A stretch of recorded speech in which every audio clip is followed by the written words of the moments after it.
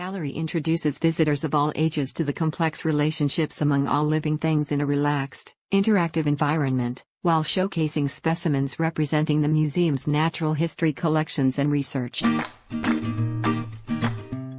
Mossy frogs, a touchable shark jaw, snake skin, a fox's den and more beckon in a hands-on gallery designed to connect visitors in a fun, family-friendly environment to the amazing variety and interdependence of plants and animals.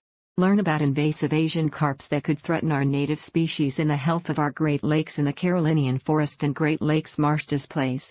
Touchable specimens, interactive displays, photo ops, and trained facilitators invite you to actively explore hundreds of specimens that reflect the museum's collections and research. Our planet's diverse, thriving ecosystems may seem like permanent fixtures, but they're actually vulnerable to collapse. Jungles can become deserts, and reefs can become lifeless rocks, even without cataclysmic events like volcanoes and asteroids.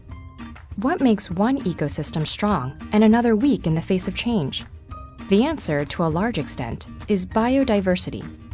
Biodiversity is built out of three intertwined features: ecosystem diversity, species diversity, and genetic diversity.